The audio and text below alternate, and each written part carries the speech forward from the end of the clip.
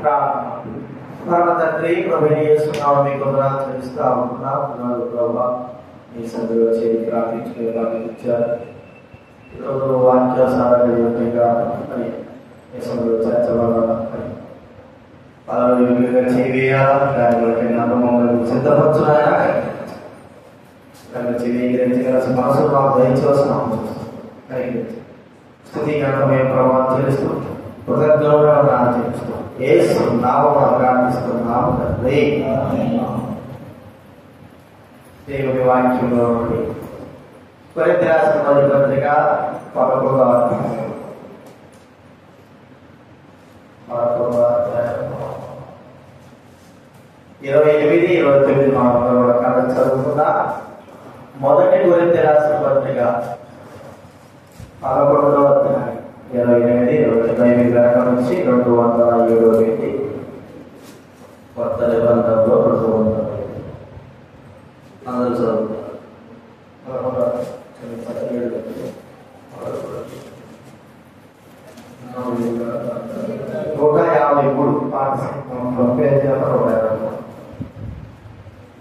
అలా చదువుతుందా.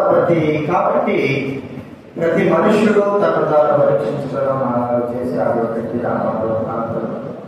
ప్రభువు శరీరం వేయి చెప్పగా తిరిగి రావాలని చూసారుకే తిరిగి రాబోతున్నాడు.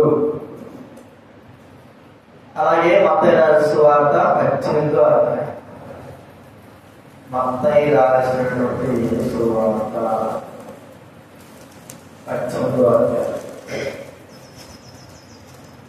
7వ వచనం అందరూ చూస్తారు. 18వ అధ్యాయం 7వ మత్తయి రాసినటువంటి సువార్త 18వ అధ్యాయం 7వ అందరూ చూద్దాం.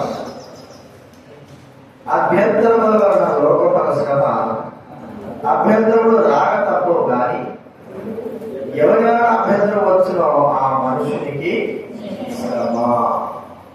దినాంతరము అభ్యంతరాలు చూస్తుంటారు. అభ్యంతరం ఎవరిలో మనం అభ్యంతరపరచాల్సిన అవసరం లేదు, కానీ మనకు మనమే అభ్యంతరపరుచుకుంటాం. దేని ద్వారా అభ్యంతరపరుచుకుంటున్నాం? అభ్యంతరపరచబడతాం కాబట్టి 3 విషయాలు: చేతులు, కాళ్ళు, కన్ను. మన కంటి ద్వారానే, మన కన్నుల ద్వారానే మనం అభ్యంతరపరచబడతాం. మన చేతుల ద్వారానే మనం అభ్యంతరపరచబడతాం. మన యొక్క కాళ్ళ ద్వారానే మనమే అభ్యంతరపరచబడతాం. అనగా బైబిల్ చెప్పబడుతుంది, నీ కాళ్ళు కానీ, నీ చెయ్యి కానీ, నీ కన్ను కానీ అభ్యంతరపరిస్తే దాన్ని పెరిగి నీ ఎదుటి కారణమైన ప్రభు చెప్పిన మాటలకు గుర్తు వస్తాం. మరి ఈ అభ్యంతరంలో లోకానికి శ్రమ. ఎవరైనా అభ్యంతరం రాక తప్పవు, వస్తాయి. అభ్యంతరాలు రాకుండా ప్రతీక్షలో ఎక్కడైతే అభ్యంతరాలు వస్తాయి. అయితే ఏ వ్యక్తి ద్వారా అభ్యంతరం వస్తుందో ఆ వ్యక్తికి శ్రమ అనే ప్రభుత్వం చెప్పబడతారు. యేసుక్రీస్తుని అప్పచెప్పేటువంటి అప్పగించడానికి ఇస్కరియోతు యూదాను గురించి ఆ మాట ఇక్కడ. అంటే ఆ మాట కాదు, కానీ చిన్నవాడిని మీరు ఆటంకపరచద్దు, చిన్నవాడిని మీరు ఆటంకపరచాలని చెబుతూ ఉన్నాడు. చెబుతూ ఏ వ్యక్తి అయితే అభ్యంతరం చేస్తాడో, దేని విషయమై అభ్యంతరము? దేని విషయమైతే దేవుని కార్యాల విషయమై, మంచి జరుగుటకు, మంచి జరిగే విషయమై. మరి ఏదైనా ఒక గొప్ప కార్యం జరగడానికి అభ్యంతర కారణంగా ఉంటే మనకు శ్రమ అని చెప్తున్నారు.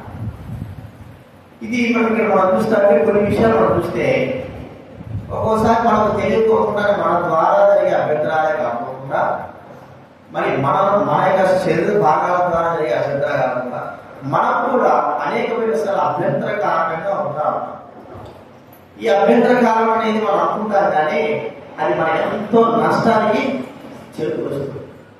ఒక్కొక్కసారి మన మాట చల్లాలనుకుంటాం, కానీ లేకపోతే ఈ ద్వారా ఈ కార్యం ద్వారా ఈ మాట ద్వారా కార్యం జరగకుండా ఆగిపోవడం చూస్తాం. కానీ అభ్యంతరము జరిగినప్పుడు ఆ అభ్యంతరం బట్టి లోకానికే కాదు, కానీ లోకంలో శ్రమ కాదు, కానీ ఆ వ్యక్తికి పరిపూర్ణ శ్రమను చూస్తాం. ఒక వివాహం జరుగుతూ ఉంటే అడుగుతారు కదా, మీలో ఎవరైనా సరే ఈ వివాహానికి అభ్యంతరం ఉంటే ఏం చేయాలంటారు? చేయుతారా? ఎత్తాడు, చేయుతాడు. ఎవరైనా ఎప్పుడైనా చూపించినట్టు మనకి ఏమైనా దాఖలాలు ఉన్నాయా? లేవు. అందరూ తెలుసు. ఆ పెళ్ళికూతురు ఎట్టాడో పెళ్ళికూడికి ఎట్టాడో అందరూ తెలుసు. తెలుసుంటే తెలియకుండా ఉండదు. దేవుడికి వాడు తెలుసు. ఈ పెళ్ళికూడు పెట్టాడో పెళ్ళికూడికి సంబంధించిన తెలుసు. పెళ్ళికూతురు ఎట్టాడో పెళ్ళికూతురు సంబంధించిన తెలుసు. కానీ ఎంత తెలిసినా కూడా పెళ్లిలో మాత్రం వినేరు. ఎంత మాత్రం అభ్యర్థులు చేయలేదు. కానీ ఖచ్చితంగా చెయ్యాలి అని రూల్ ఉంది. కానీ చేయరు. ఎందుకు? పెళ్లిలో ఇటు జరిగితే ఏమవుతుంది, నాశనం అయిపోతుందని మనం చూస్తాం. తర్వాత వాళ్ళ అభ్యర్థులు చేయలేకపోవడం ద్వారా కొన్ని పెళ్లిలు ఏమైపోతున్నాయి చెప్పండి, కటాకులు అయిపోతున్నాయి, కొందరు విడిపోతా ఉన్నారు, ఎన్నో నష్టం జరిగిపోతారు. ఎందుకు? అభ్యర్థులు ఆజ్ఞానం చేసి ఉంటే ఇంత శ్రమ వచ్చేది కాదా? వచ్చేది కాదు. కానీ అభ్యంతరము ఏ విషయంలో ఎక్కడ అభ్యంతరం చేయాలో తెలియదు. ఇప్పుడు కొన్నిసార్లు మనం అభ్యంతరం చేస్తూ ఉంటాం, కానీ మనకు తెలియకోకుండానే నష్టం జరిగిపోతాడు. చూడండి, బైబిల్ గ్రంథంలో ఒక వ్యక్తి అభ్యంతర కారణంగా ఉంటున్నాడు. చూడండి, బైబిల్ గ్రంథంలో మత్తయి సువార్త 16వ అధ్యాయం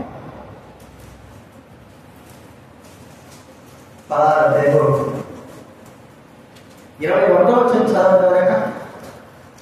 అప్పటి నుండి యెరూషలేమునకు వెళ్ళి పెద్దల చేత ప్రధాన యాజకుల చేత శాస్త్రుల చేత అనేక హింసలు పొంది చంపబడి మూడవ దేవుడు లేచిన అగాధ్యమైన యేసుని శిష్యులకు తెలియజేయడం మొదలుపెట్టగా పేతురు ఆయన చేయబడుకొని ప్రభువా అది నీకు దూరమవును గాక, అది నీకు ఎన్నడూ కలగదని ఆయన గద్దింపసాగాను. అయితే ఆయన పేతురు వైపు తిరిగి సాతానా, నీవు నాకు అభ్యంతర కారణమై ఉన్నావు. మనుషుల సంగతిలో కలుగుతున్నావు కానీ దేవుని సంగతి కలగకున్నావు.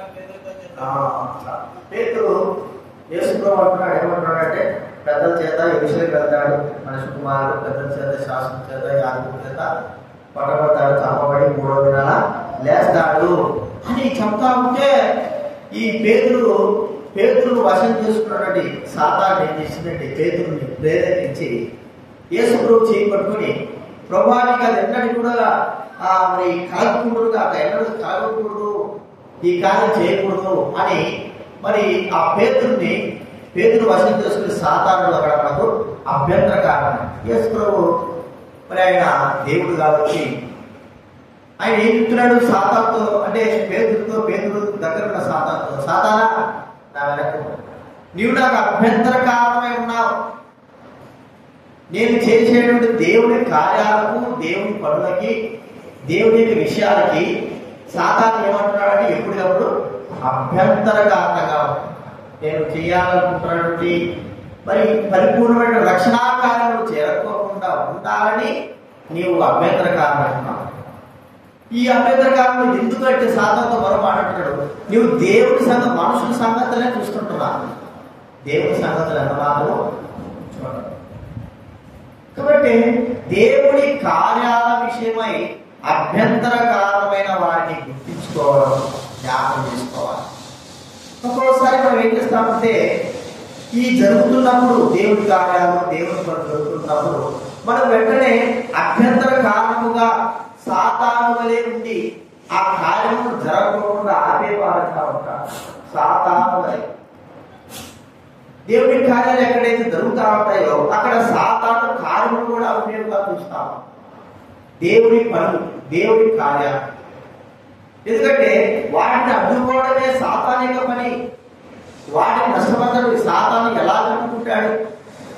డైరెక్ట్ గా ఒకసారి యేసుప్రభు ఎందుకు వచ్చాడు, కానీ రెండోసారి రావడానికి సాతానికి అంత మాత్రం కూడా అవకాశం లేదు. మనుషులను ఆశ్రయం చేసుకుని, పేతురును ఆశ్రయం చేసుకుని దేవుని మరి ఆపడానికి, యేసుక్రీస్తు వారి కార్యం జరగకుండా ఆపడానికి ఆయన చేయి పట్టుకున్నట్టుగా మనం చూస్తా ఉన్నాం. మరి సాధారణ ఏ కారణం ఆపుతుంటున్నాడు?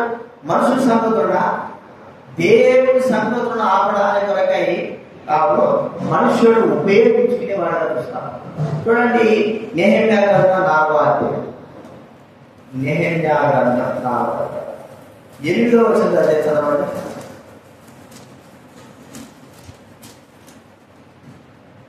4వ అధ్యాయము 8వ వచనం.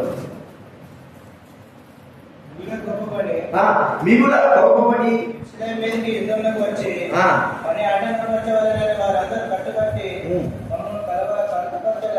కలువరపరచగా మేము మా దేవునికి ప్రార్థన చేసి వారి భయం చేత రాత్రి కావాలి పని మీ కూడా కోపపడి యెరూషలేము మీదికి యుద్ధంలోకి వచ్చి పని ఆటంకపరచవాలని వాళ్ళందరూ కట్టుకట్టి మమ్మను కలవరపరచగా దేవుడి పని జరుగుతా ఉంది.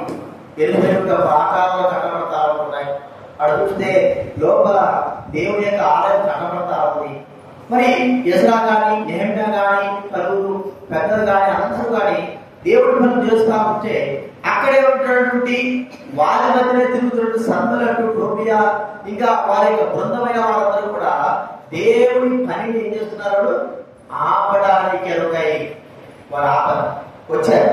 అయితే వారు అనుకున్నట్లుగా వారు పని జరిగించి దేవుని యొక్క పనిని వారి కార్యం జరిగించి దేవుడి పని ఏం చేశారంటే ఆపివేసినారు. మాట ఉంది. ఇదే నెహెమ్యా గ్రంథంలో వారు దేవుడి పని ఎజ్రా గ్రంథం 4వ అధ్యాయం 23వ వచనం.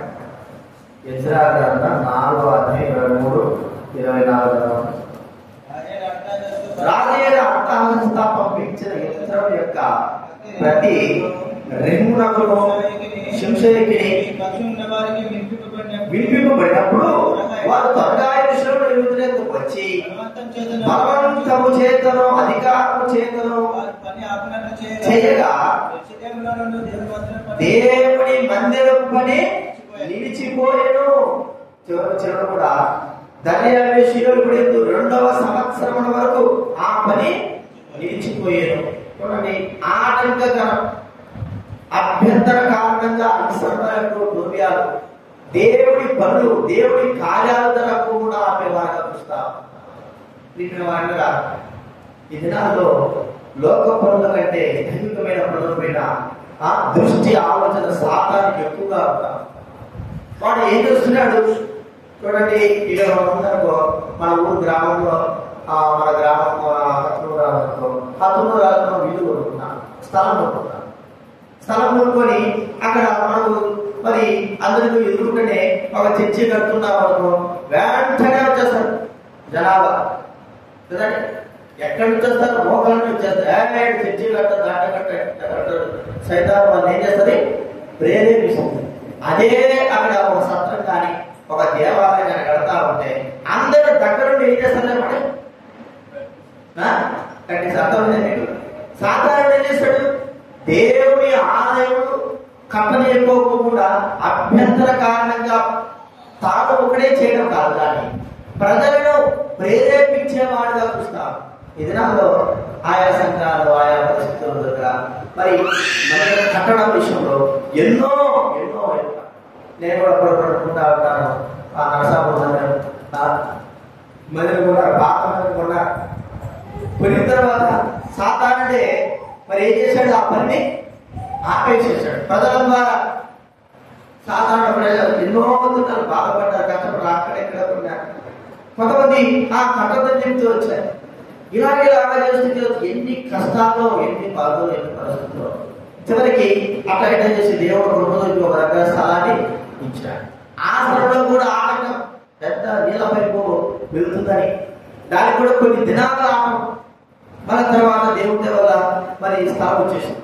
ఎన్ని ఆటంకాలు, ఎన్ని పద్ధతులు చూడండి. అదే మనం గడుపుడి ఇంటిగా కావచ్చు, లోకంలో విషయమై ఏ ఆటంకాలు కూడా జరగలేవు. అదే దైవ సన్నిధి కొరకైతే ఎన్నో ఆటంకాలు. ఈ దినాల్లో అందరం కూడా దేవుడి పనుల విషయమై, దేవుడి కార్యాల విషయమై ఆటంకకరంగా ఉన్నామా?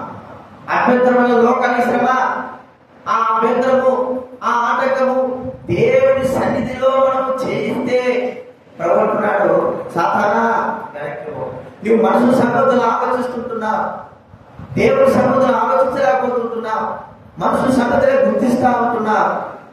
దేవుడి సంగతికి అర్థం కావడం లేదు. అందుకే సాధారణ మనల్ని ఆధారం చేసుకుని దైవ కార్యాలను ఆపేదిగా మనం చూస్తా ఉన్నాం. కాబట్టి గుర్తించుకుందాం, మనం అలాంటి స్థితిలో ఉంటున్నామా? అనేకమైన సార్లు దైవ కార్యాలను ఆపుతుంటున్నామా? సమయంలో కాబట్టి మనం పరీక్షించుకున్నా, ప్రభువా నేను మీ కార్యం ఆపేంతటి వాళ్ళని కాదు, మీకు ఎదురు చెప్పేంతటి వాళ్ళని కాదు, మీ కార్యము జరగించడానికి ఒకై నేను కూడా సహాయపడడానికి సహాయం చేయండి అని మనం ప్రార్థన చేసేవాళ్ళం కనుక ఇది మొట్టమొదటి మనం చూస్తా ఉంటాం. రెండవదిగా ఆటంకం అని మనం చూస్తా ఉంటే చూడండి, యోహాను సువార్త, అదే యోహాను పత్రిక, 3వ యోహాను పత్రిక, 3వ యోహాను ప్రకటన ఉంటుంది, 1వ అధ్యాయం 10వ వచనం. 1వ అధ్యాయం 3వ యోహాను పత్రిక 1వ అధ్యాయం 10వ వచనం చదవలేదా? 3వ యోహాను పత్రిక, వాడు మమ్మల్ని గురించి చెడ్డమాటలు వదలుచు అది చాలనట్టుగా సహోదరుడు తానే చేర్చుకొనక మనసు గల వారిని కూడా ఆటంకపరచుచు సంఘంలో నుండి వారిని వేయించున్నాడు. అందుచేతనే వచ్చినప్పుడు వాడు చేయుచున్న జ్ఞాపకము సంఘంలో అంటే సహోదరులను ఆటంకపరిచేటువంటి వాడుగా చూస్తా ఉన్నాడు. చాలా వరకు కొన్ని సార్లు కొన్ని సంఘాల్లో ఎదుగా బాధ రాలేదంటే వాళ్ళు ఇట్టన్నారు, వీళ్ళు ఇట్టన్నారు, నన్ను బాధ పెట్టినారు, నేనంటే అసహ్యంగా ఉంటా అన్నాను, నాతో మాట్లాడడం లేదు, ఎన్నో ఆటంకాలు. అవన్నీ వాస్తవాలు కావచ్చు, అవాస్తవాలు కావచ్చు. అయితే ఒక వ్యక్తి దేవుడి సన్నిధికి రాకోకుండా ఆటంకపరచబడేటువంటి విషయము మన ద్వారా జరగకూడదు. ఇక్కడ అక్కడ ఏం చేస్తున్నాడు? ప్రధానత్వం కావాలండి దియోత్రేఫీ అనే వ్యక్తి ఉన్నాడు. వీడు ఏం చేస్తున్నాడు? సహోదరుడు చేర్చుకోవడం లేదు. కొందరిని మరి అలాంటి వారిని సహోదరులు చేర్చుకున్న వారిని దగ్గర తీర్చేవాడిని మరి దూరపరుస్తా ఉంటున్నాడు, వెలివేసేటువంటి వాడుగా ఉంటున్నాడు. ప్రధానత్వం కావాలన్నటువంటి వ్యక్తిగా చూస్తాడు. ఈ వ్యక్తి ఎలా ఉన్నాడు? సహోదరులైన వారిని, అనేకమైన వారిని ఆహ్వానించి ప్రేమించి దేవుని నడిపించాల్సిన వాడుగా ఉన్నాడు. కానీ అయితే ఈ వ్యక్తి ద్వారా ఆటంకపరచబడతారు. అనేకమైన ఆటంకపరచబడి దేవుడి సన్నిధికి రాకోకుండా ఉంటున్నారని మనం చూస్తాం. దేవుడి సన్నిధికి రాకోకుండా ఇతరులలో మన ద్వారా ఇతరులు ఎవరైనా ఆటంకపరచబడుతున్నారు. చాలా వరకు కొన్ని సార్లు ఆయా సంఘాలు అడుగుతారు, ఎందుకు ప్రార్థన రావడం లేదు, ఎవరి కోసం మీరు ఎందుకు రావాలంటే వారు బాగాలేదు, వీళ్ళు బాగాలేదు, వారి ద్వారా రావడం లేదు, వారు ఇంటున్నారు, వారు ఎట్లన్నారు, వారు మనల్ని ఆటంకపరుస్తున్నారు. వారు మనల్ని ఆటంకపరిచినంత మాత్రాన ప్రభు సత్యం మనం ఆటంకపరచబడతామా? అంటే ఆటంకపరిచే వారి విషయమే జ్ఞాపకం చేసుకుంటున్నాం. లోకానికి శ్రమ, లోకంలో వారు ఉండడం ద్వారా శ్రమ. ఒక వ్యక్తిని దేవుడి సన్నిధికి నడిపించాలి, ఆటంకం చేయడం మన జీవితంలో ఉండకూడదు. సాధ్యమైనంత వరకు మన ద్వారా చూడండి, మనము ఇతరులనే కాదు కానీ పిల్లలను కూడా రోమిలికి రాసిన పత్రిక 15:22, రోమిలికి రాసిన పత్రిక 15:22 చదవలేదు. రోమిలికి రాసిన పత్రిక 15:22.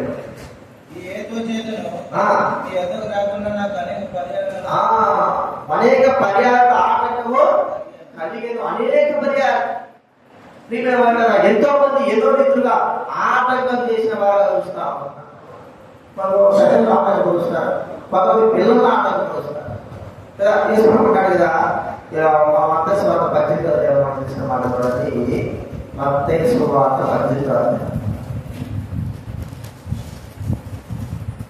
పిల్లల్ని ఆటంగా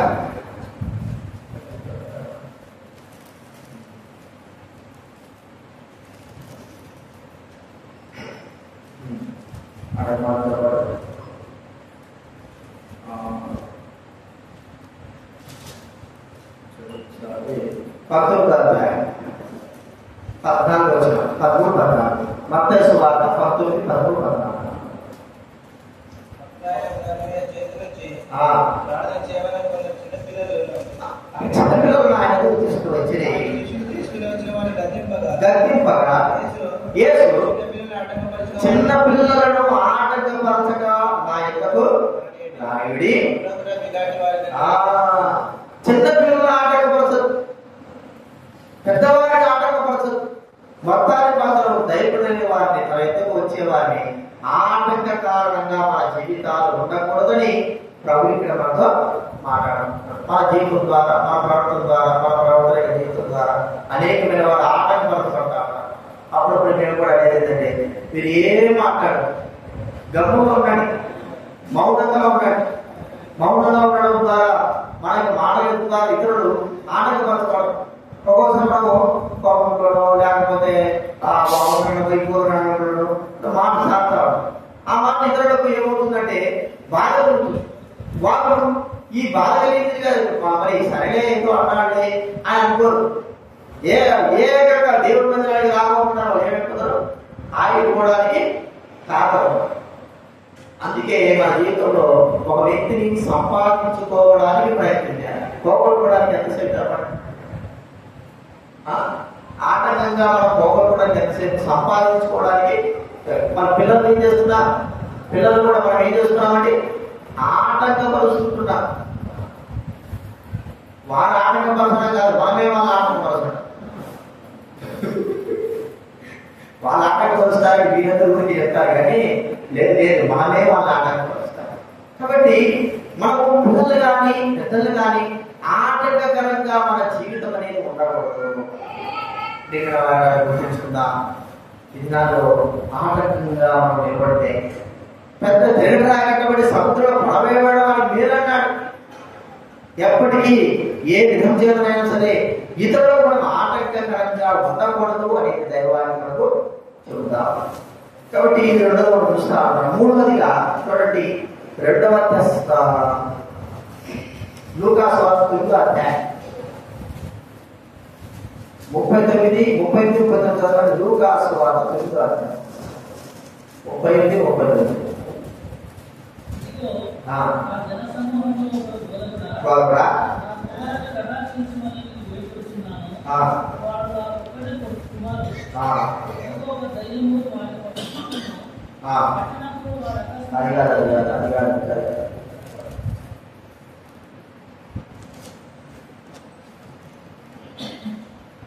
వాడు పడిచి వాడు కాదు వాడు ఆటంకపరచలేదు.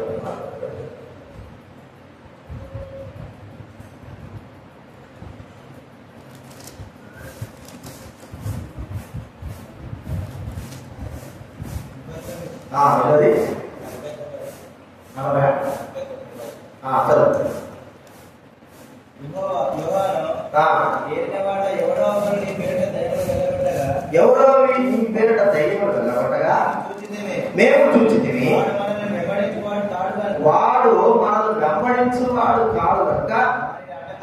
ఎంత వచ్చినది 49 కదా. వాడు మనల్ని వెంబడించేవాడు.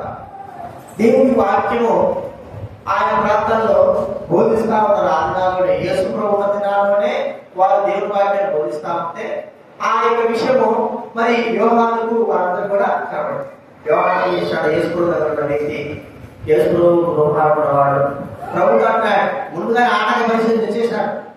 ఆటక పరిస్థితి వచ్చేసాడు. ఏమైనా వాక్యం చెప్పకూడదు, ఏం చేయకూడదు ఆయన చెప్పేసి వచ్చేసి యేసు దగ్గరికి అంటున్నారు. ఎవరంటే ప్రభా ఒకడెవడో నీ పేరట వాక్యం చెప్తాడు, బోధ చేస్తాడు, మేము వాడిని ఆటంక పరిచేసినామట. వేరే ఎందుకు అట్లా చేశారు మీరు? నా పేరిట ఎవరినైనా సరే ఆటంకము చేయకూడదు. నా నామం ఎవరు కూడా మరి ఎగతాళికరంగా ఎవరు కూడా ఉండరు. నా నామన ఎవరు ఏం చేసినా కూడా మీరు మరి దేవుడి వాటిని బోధించేవాడిని మరి బోధించండి. అందుకే ఇక్కడ వచ్చినా కూడా మనము యుఎస్ఐ వాళ్ళు వస్తా ఉంటాం. మనం ఎందుకు వాళ్ళకి అభ్యంతర కారణంగా ఉండకోకుండా వారిని వాక్యం వినిపిస్తాం. ఎక్కడైనా సరే వాళ్ళ ద్వారా సరే దేవుడు వస్తారు. దేవుడు వాక్యం ప్రకటింపబడాలని మనం ఏం చేస్తున్నాం? దేవుడి సువార్తను ప్రకటించడానికి ఇష్టపడతాం. ఎక్కడైనా సరే ఆటంకము దేవుడి వాక్యం. ఒకసారి ఇలాగే నర్సింగ్ గారి కాలంలో మరి ఆయన జోర్షాలో పరిశుద్ధ సమాజం గురించి జరుగుతూ ఉంటే మా స్కూల్కి అయిపోయి మధ్యాహ్నంగా ఆ ఖాళీ సమయంలో ఒక ఆయన కొంతమంది ఒక 20 మందిని 30 మందిని గుంపుగా కూర్చుకొని వారికి దేవుడి వాక్యం బోధిస్తూ ఉండేవారు. అటు ఆంధ్ర డిస్ట్రిక్ట్ ఎక్కడి నుంచో దేవుడి వాక్యం వినడానికి అందరినీ తీసుకొచ్చేవాడు. అక్కడున్న వాళ్ళందరూ కొంతమంది ఏం చేశారంటే ఏదో వాక్యం బోధిస్తున్నారు మీరు అని గదించారు.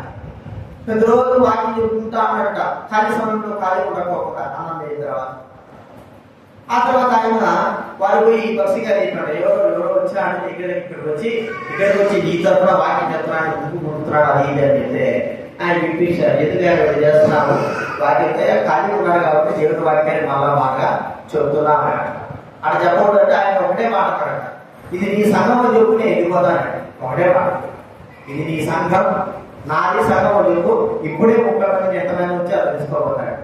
పక్షి గారు చూసుకోవాలండి, నా సంఘం కాదుగా దేవుడు సంఘం. అది దేవుడు మాట చెప్పేవాడిని మనం ఏం చేయకూడదు, ఆటకము అసలు దేవుడు మాట చెప్పేవాడు ఎవరైనా సరే. కాబట్టి ప్రేమ దేవుడి మాటలు చెప్పేవారికి మనం ఆటంకపరచకోకుండా ఉండాలి. ఇతరులు ఆయా సమయాల్లో ఆయా ప్రాంతాల్లో ఎట్లుంటారంటే దేవుడి వాక్యానికి ఆటంకకరంగా అనేకమైన వారు ఉన్నారు. దేవుడి మాటలు బోధిస్తా ఉంటే ఇష్టం లేని వారు ఉన్నారు. దేవుడి వాక్యము బోధిస్తున్నప్పుడు ఇష్టం లేని వారికి చాలా మంది. కాబట్టి మనం గుర్తించుకుందాం, దేవుడి వాక్యములకు ఆటంకం కాదు. దేవుడి వాక్యం చూడండి, అపోస్తలుల కార్యాలు 28వ అధ్యాయం 28వ అధ్యాయము 22 చదవడం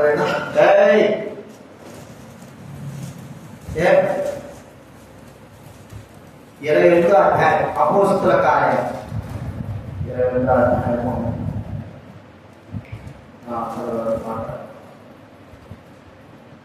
30 వచ్చి చదవడం 30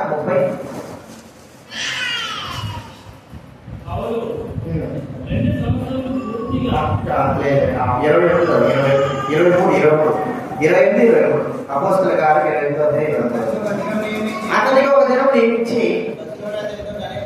వచ్చి ఉదయం నుండి సాయంకాలం వరకు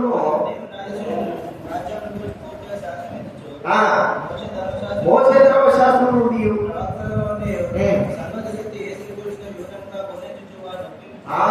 ఉదయం నుంచి సాయంత్రం వరకు కూడా దేవుని వాక్యమును బోధించి ఆటంకం లేకోకుండా 31వ వచ్చాడు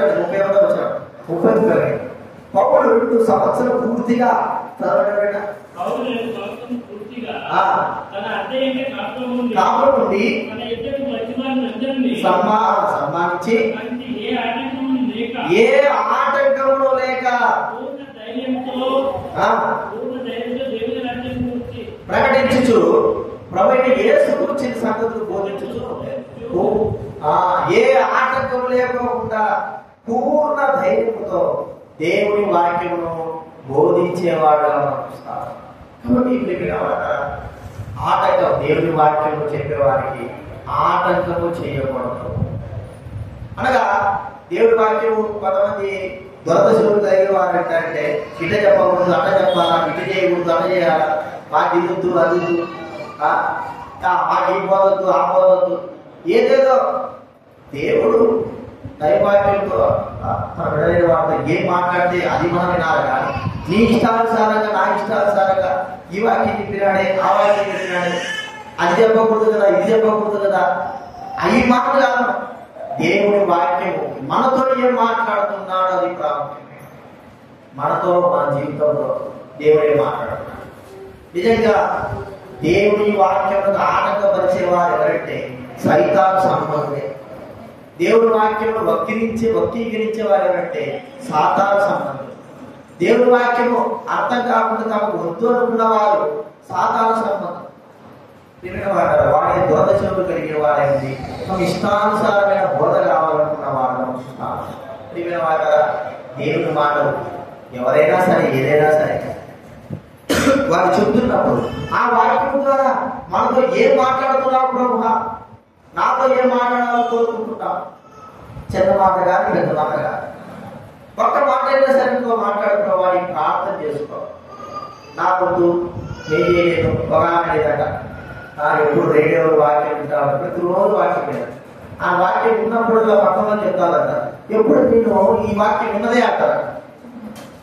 ఎప్పుడు చూసినా ఈ వాక్యం నాకు తెలుసు, ఉన్నానే చెప్పాడు, నా వాక్యం చూసినట్టు ఎప్పుడు చూసినా ఇంకా వినేది ఎప్పుడు చేసేది. ఎప్పుడు వాక్యం చెప్పినా సరే ఈ వాక్యం నాకు తెలుస్తాడు. రేడియోలో వాక్యం ఎప్పుడు చెప్పినా ఇది నేను ఇన్నదే, పోయిసారి చెప్పిందే కదా, ఈసారి చెప్పిందే కదా. అరే నీకు దేవుడు ఏం మాట్లాడితే అది లేదు, మొన్నదే అని చెప్పి మనం ఏం చేస్తున్నాము, మన జీవితాన్ని దేవుడు మనతో మాట్లాడుతున్నప్పుడు ఒక్కొక్కసారి మనమే దేవుడి వాక్యానికి మరి అవకాశం ఇవ్వాలి. ఆపివేసే వాళ్ళగా ఉంటారు. సాతాను దోతలు సాతానిక కార్యములే నాకు జరుగుతారు చేస్తారు.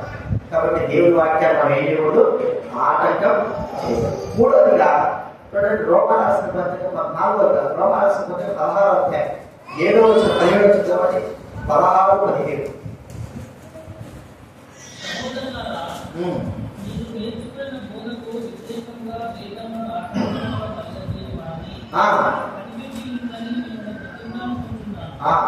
వారిలో నుండి తొలగిపోవాలి.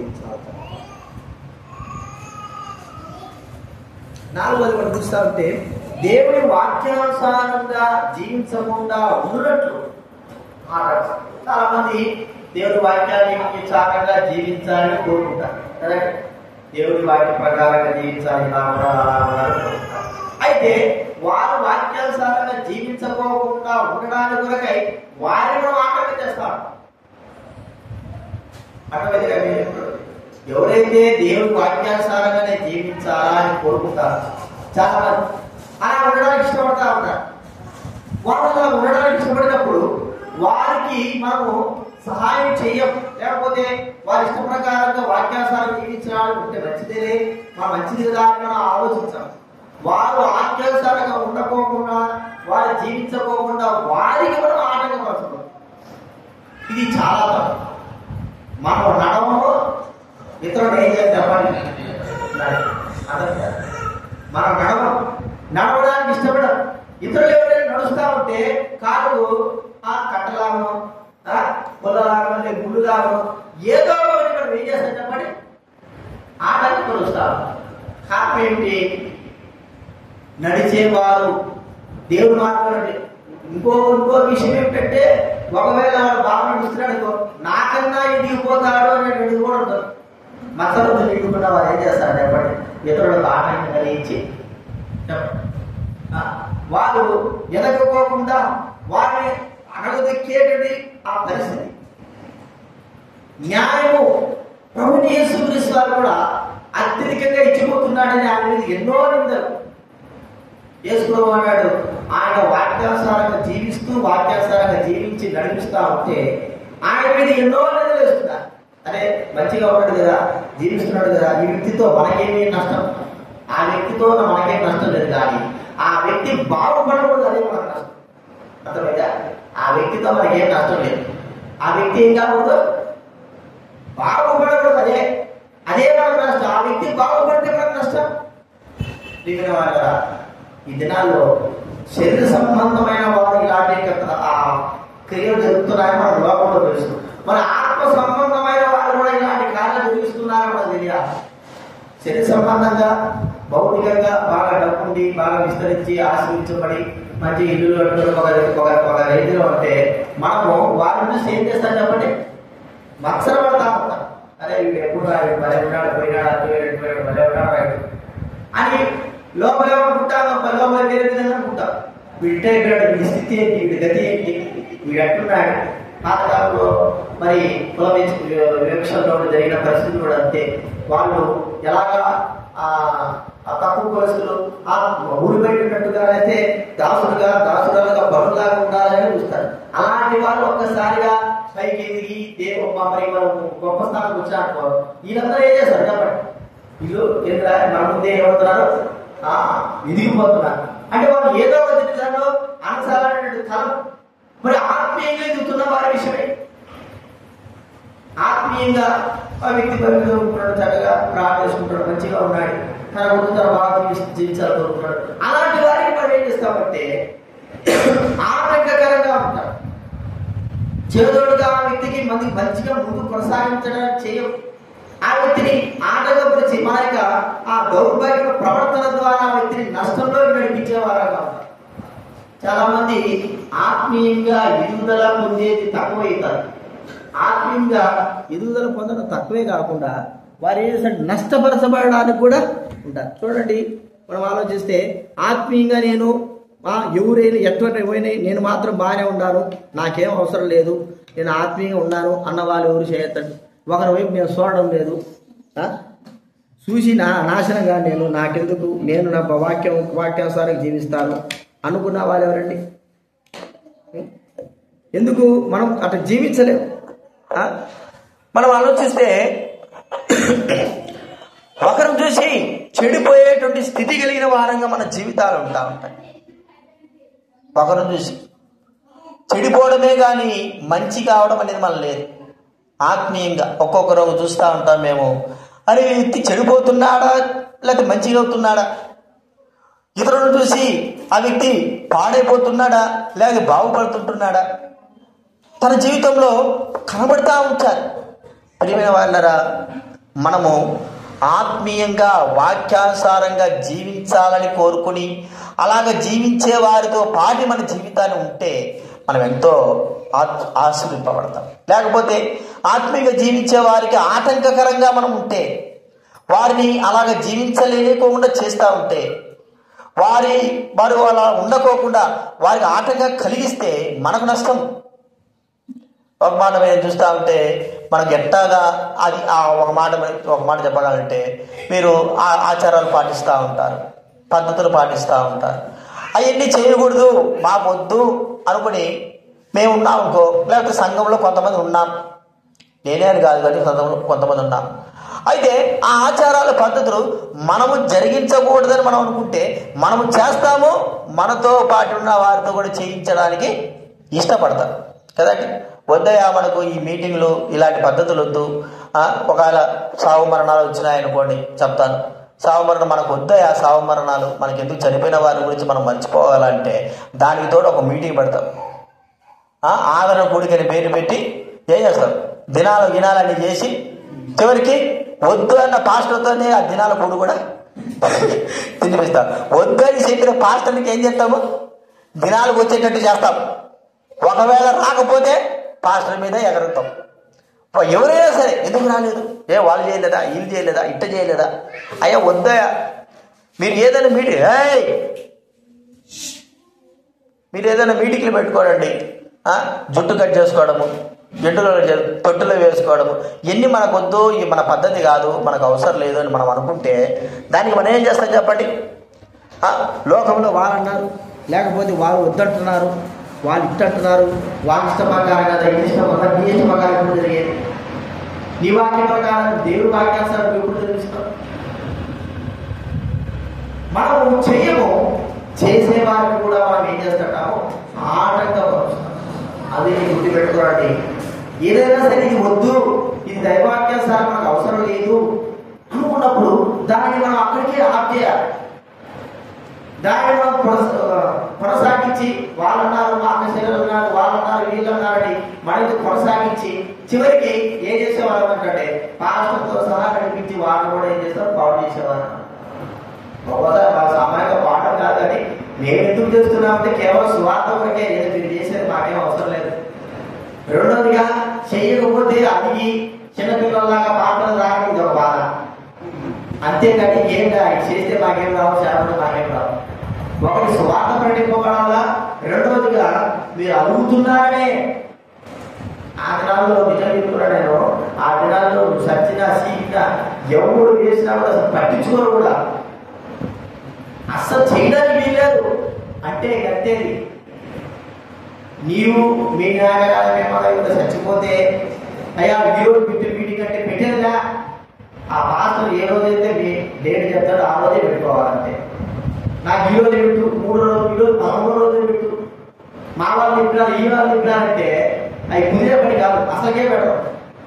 ఇప్పుడు ఎందుకు మేము కూడా మీతో పడి కలిసిపోవాలంటే ఫోన్ ఆయన చెప్తే కనీసం సువార్తను పండింపబడతారు కదా, వచ్చిన వాడికి సువార్తను చెప్తాం కదా అన్నట్టుగా.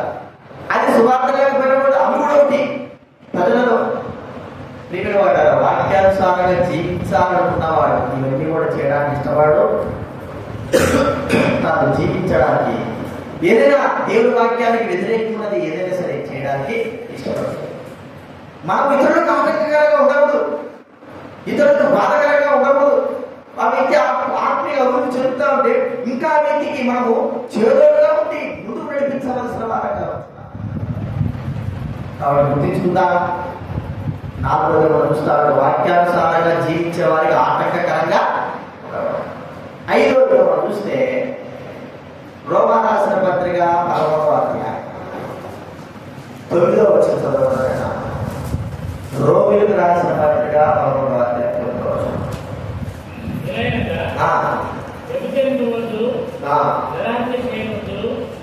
రోమా రాసిన పత్రిక 11వ అధ్యాయం 9వ వచనం. మరియు వారి భోజనం వారి కుడిగాను బోరుగాను, వారి భోజనము వారికి మురిగాను ఆటంకంగాను. అంటే ఇక్కడ మనం చూస్తా ఉంటే భోజనము ఇది మన మురిగా ఆటంకంగా ఉంటుందా? ఏమిటి భోజనం తినకూడదనే? తినాలి, భోజనం అవసరం. అయితే ఈ భోజనము ద్వారా ఆటంకం కలుగుతా ఉందా? ఇక్కడ కొద్దిగా ఒకరు చెప్పుకోవచ్చు ఏంటంటే, అంటే ఇక్కడ ఆదివారము మటన్ వేయడం కూడా సంతోషించాలి. బయట ఊళ్ళల్లో పక్క ఊళ్ళలో అయితే ఖచ్చితంగా ఆదివారమే వస్తారు. ఈరోజు ఆ మాట కలిగలే ఖచ్చితంగా ఆదివారం వస్తారు. ఆ రోజు పోసినప్పుడు ఆదివారం వస్తారు. ఈ ఆదివారానికి పోయి లైవ్లో నిలబడతారు. మా వాళ్ళు లైవ్లో నిలబడి తెచ్చుకొని వండుకొని తర్వాత ఇంటికి వచ్చి మధ్యాహ్నం వచ్చేంత వరకు టైం ఎంతైనా పర్వాలే. ఏమైనా ఈరోజు కొన్ని లేట్ అయితే ఆ లేట్ అయితే చెప్పడం, లేట్ ఎక్కడ ఉంటాడు? ఆ లైట్ ఉంటాడు. ఇల్లు జరిగేట ఊరుకే కాదు చెప్పేది, జరిగేటే చెప్తున్నా లైట్ ఉంటాడు. తర్వాత ఇంక ఎప్పుడెప్పుడైపోతుందా ఒక రెండైందనుకో ఏంటన్నా ఇంకా షిఫ్ట్ చేస్తారు. ఎందుకు? వాక్యం వినడానికి కాదు. ఎందుకు వాక్యం వినడానికి వచ్చేటోడు ఏం చేస్తాడు? గంట లేదన్నా పర్వాలేదు ఆశ చెప్తున్నాడు. వాక్యం వినడానికి కాదు, పోయి అక్కడ చేసుకున్నది ఏం చేయాలా? తినేంత వరకు మనం మనశ్శాంతి.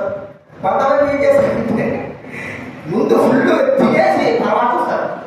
ఎందుకు? ఉదయం ఒక కోటి కొడితే తృప్తుంటారు, మనకి ఏదైనా పర్వాలేదు వదిలే అని. ఈ భోజనం నిమిత్తం మనం ఎక్కువగా గుర్తుపెట్టుకోండి, దేవుడి సన్నిధికి ఆలస్యంగా ఉంచడానికి గల కారణము ఆటంకం కూడా ఏది చెప్పండి? భోజనమే, వేరేదే కాదు. తినకూడదా అంటే తినకూడదని చెప్పడం లేదు, కానీ దేవుడికి ఇవ్వాల్సిన సమయం ఇవ్వక ఈ భోజనానికే మనం అత్యధిక సమయం ఈరోజు ఇంటికాడ నుంచి వచ్చేటప్పుడు ఇప్పుడు మీరు చేసుకోలే కాబట్టి ఆ వంట వండుతున్నారు. అంటే ఈరోజు ఒక రోజు వచ్చినప్పుడు ఈ ఆదివారం వస్తే పచ్చడితో చేసుకుని వచ్చినట్టు, పప్పుతో చేసుకుని వచ్చినట్టు చేయటండి. ఎన్ని రోజులు మీరు పచ్చడి పప్పుతో ఇప్పుడు ఇక్కడ అన్నం పెట్టిన రోజు కాదు, దానికి ముందు రోజు చెప్పండి ఎన్ని రోజులు వచ్చారు. ఆదివారం చికెన్ చేయకపోకుండా పచ్చడి చేసుకుని వచ్చినాము, త్వరగా వచ్చినాము అన్నవారు చేయటం. ఖచ్చితంగా చికెన్ చేసుకొని నీకు అసలు చేస్తే తింటావు. ఇంట్లో చేసిన వాళ్ళ గురించి చెప్పాలి ముందు. తినేది ఇప్పుడైతే తెలుసు చెప్పండి. ఖచ్చితంగా చికెన్ చేసుకునే మనం వస్తాం. ఎందుకు? ఆదివారం ఈరోజు. అయితే దానికి తగ్గట్టుగా మనకు అవసరం లేదు. సాయంత్రం తెచ్చుకున్నా కూడా పర్వాలేదు, అర్థంతో ఉంటుంది. మనకు మధ్యాహ్నం తినాలి రూల్ లేదు. అలా ఉదయం త్వరగా వచ్చేవాళ్ళు అంటారు. ఇదే ఆటంకం. ఈ భోజనమే మాకు చాలా ఆటంకం. భోజనం చాలా ఆటంకం. ఎందుకంటే మనము అందుకే బైబిల్లో ఉండి దేవుని రాజ్యము భోజనము పానము కాదు. ఏంటంటే పరిశుద్ధాత్మ ఎందని ఆనందం.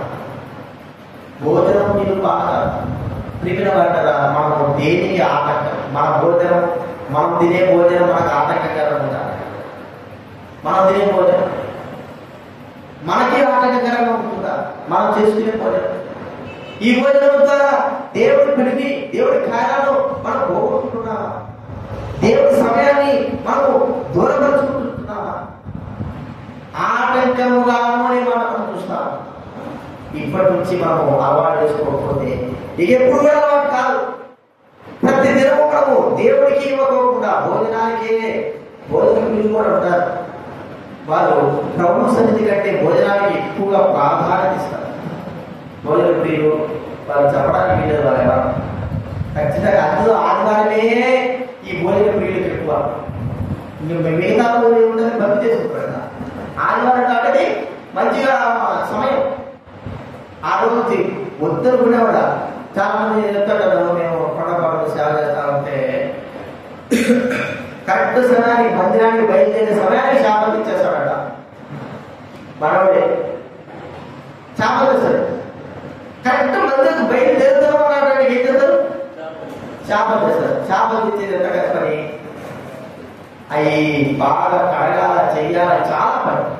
కరెక్ట్ సమయానికి ఏమో మాకు తెలియదు వచ్చినారంటే అలా బయలుదేరే సమయాన్ని కూడా శాపం ఇచ్చాడు. ఏం జరిగాలి? వండుకొని చేసుకొని వండి చేసుకొని ఒకవేళ తృప్తి ఇంకా ఆశ ఉంటే తిరిగి వస్తారు. చాలా వరకు ప్రజలైన వారు భోజనాన్ని దేవుడి మందిరానికి ఒకటేసారి ఆపేస్తారు. మనము చేయగలమా? దేవుడి సన్నిధిలో భోజనానికంటే దేవుడికే ముందు ప్రాధాన్యత ఇవ్వగలమా? ఏది ఆటకపరుస్తుంది మనం అనుకుంటున్నాం, కానీ ఇది ఈ చిన్నది భోజన సహవాసమే మనం ఆటకపరుస్తుందా? భోజన సహవాసమే. ఆ దినాల్లో దైవ కార్యాలు దైవబడలేని వారు ఎక్కువగా భోజనం ఎక్కువగా విలువించేవారు కాదు. దేవుడి సన్నిధిలో ఉన్న దేవుడి కార్యాలు ఉన్న భోజనానికి ఎక్కువ విలువించేవారు కాదు. అంటే ప్రాముఖ్యంగా దేవుని వాక్యానికి ప్రాధాన్యత ఇవ్వడం. మన వాడు పక్షి గారి కాలం నుంచి ఇప్పటి వరకు కూడా 9 గంటలకు వాక్యం మొదలుపెట్టి సుమారు 4 గంటల 5 గంటల వరకు కూడా దేవుడి వాక్యము చెప్పబడుతూ వచ్చేది. ఈ మానవులంతా కూడా వారు దేవుడి వాక్యం యొక్క భోజనం కొరకు ఎదురు చూస్తూ వచ్చేవారు. ఆ తర్వాత ఏం చేస్తూ వచ్చారు? అయిపోయిన వెంటనే పోయి భోజనం పెడతారా అంటే పెట్టడం. నువ్వు పిల్లోడుగా సంఘంలో పిల్లోడుగా నేను బీపీ షుగర్ వచ్చాడు ఏది కాదు. ముందు సువార్తలు వేయించి తర్వాత కూర్చొని ఆ సమయంలో 5:30, 6 ఏది మధ్యాహ్నం భోజనం. సువార్త గురించి ఈ దినాలు కూడా 4, 4:30 మేము కూడా హైదరాబాద్ సువార్త మీటింగ్ పోయించిన తర్వాత ఎప్పుడు వెళ్ళిపోతాం. 4:30, 4 గంటల వరకు అప్పుడు భోజనాలు చేస్తారు. భోజనాలు చేసే అవకాశం అప్పుడు ఉంటాం. ఈ మధ్య నాకు బీపీలో కళ్ళు చూస్తాయి, వాక్యం ముగించలేదు.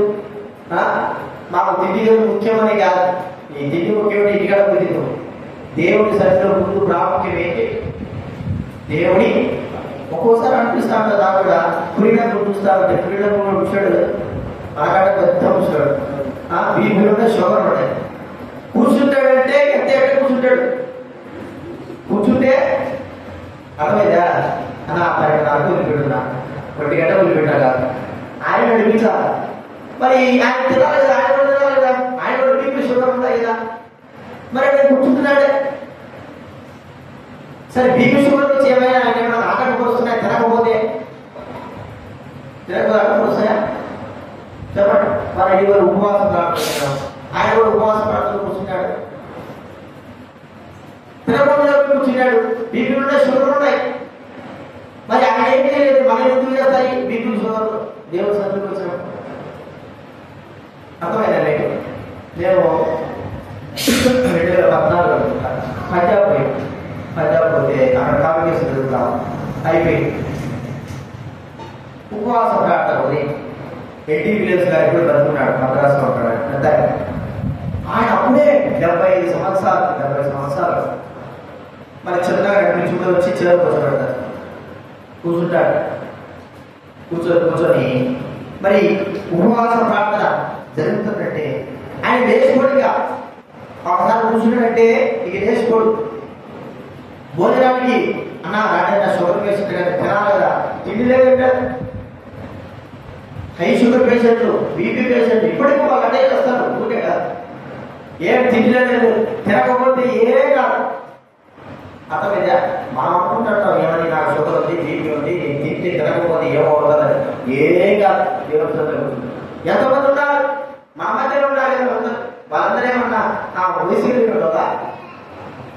వాళ్ళు ప్రాముఖ్యంగా దేనికి విలువిస్తున్నారంటే దేవుని వాక్యానికి విలువిస్తున్నారు కాబట్టి శరీర సంబంధమైనటువంటి అనారోగ్యము వారికి ఉన్నా కూడా ఏమి కూడా వాళ్ళని చేయడం లేదు అని మనం గుర్తించుకోవాలి.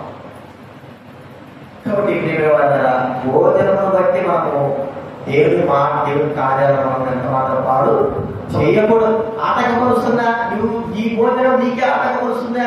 దేవుడి సన్నిధికి వెళ్ళకుండా ఆటంకపరుస్తుందా? చిన్నపిల్లలు ఉంటే పిల్లల కోసం కావాల్సింది రెడీమేడ్ చేసుకోవడానికి వచ్చాడు. సరే సార్ చాలా మంది పిల్లలు ఉన్నారు, అందరూ ఉన్నారు. ఎంత త్వరగా వస్తున్నారు చెప్పండి. నిక్కి నీళ్ళు వాళ్ళు లేకపోతే తెలుసుకొని వాళ్ళు స్నానం చేసి వాళ్ళు లేయా వాళ్ళంతా వాళ్ళు లేయాలి. నీళ్ళు లేకపోవడం రాజేష్ అన్న వాళ్ళంతా వాళ్ళు లేస్తేనే ఈ లేస్తే ఏమైందట లేస్తే ఏమైంది 7 సారి వాళ్ళంతా వాళ్ళు లేయాలి. వాళ్ళు తగ్గగా ఎత్తాడు అప్పుడు రాసుకుంటారు 11 గంటలు వేశాడు. అర్థమైందండి. దేవుడిని పలికేటప్పుడు మీరు అంటున్నారు కానీ దేవుడు అనేవాడు మా పిల్ల బాగా తెలిసి చిన్నప్పుడు వయసు కూడా ఏం లేదు. వాడు నిద్రతో రావాల్సిందే, నిద్రతోనే రావాల్సిన లేచిందే లేదు. ఎక్కడ మీద మాట్లాడుకోవచ్చు, నిద్రతోనే రావాలి. సమయం ఏంటా మీకు కావాలంటే విచారణ సమయం ఏంటా వచ్చా ముందు మీరు పడుకునేది నిజంగా వస్తారని పాపం చిన్నపిల్లలు లేదు లేకపోతే బయట కావాలంటే అక్కడికి వచ్చి నిద్రపో. నువ్వు కన్నగాడికి వచ్చి నిద్రపో. నీ వల్ల మేము ఏమవుతున్నాము? ఆటంకపరుచు పిల్లల వల్ల మనం ఏం చేస్తున్నాం చెప్పండి.